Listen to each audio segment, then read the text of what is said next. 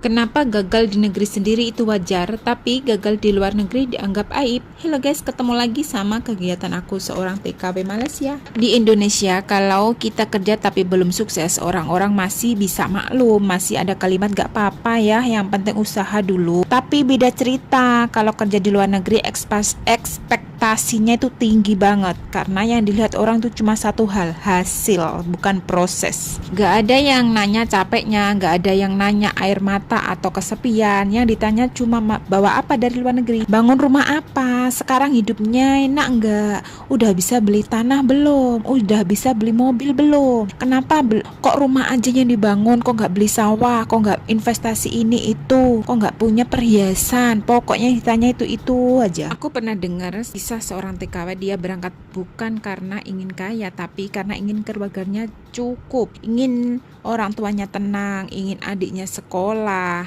dan orang itu termasuk aku. Pernah nggak kalian mikir kalau orang merantau itu kadang ngerasa takut pulang? Kenapa takut pulang? Bukan takut kerja kerasnya, tapi takut kalau nggak ada hasil, mereka itu akan menjadi omongan, perbandingan, dan rasa gagal yang dibawa seumur hidup. Pernah nggak kalian mikir seperti itu dengan pertanyaan-pertanyaan yang kalian yang konyol itu? Makanya banyak TKW yang memaksakan diri harus sukses, bukan demi pamer, tapi demi harga diri, demi kebahagiaan keluarga, demi bisa pulang dengan kepala tegak. Mulai sekarang jangan heran lagi kenapa TKW itu lama banget merantau di luar negeri, ya karena itu pengen sukses, karena nggak mau dibilang merantau gagal, aib lah apalah itu. Makanya 2 tahun gagal, sambung kontrak lagi, 2 tahun lagi gagal, sambung lagi.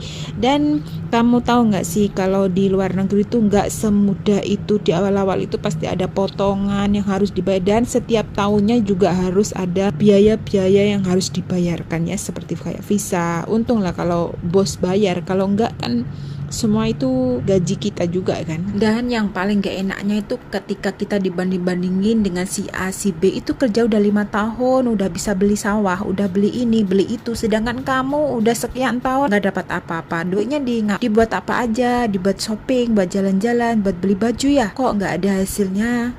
Itu sakit banget, tahu nggak sih? Namanya kebutuhan orang tuh beda-beda, jadi ya nggak boleh disama-samain kayak gitu. Dan rezeki orang juga beda. Pekerjaan bisa ditiru, tapi soal rezeki tuh nggak bisa ditiru. Sebenarnya mereka itu paham dan tahu banget apa yang mereka pertanyakan itu ya, tapi sengaja banget untuk membuat mental kita down, mental kita itu jatuh.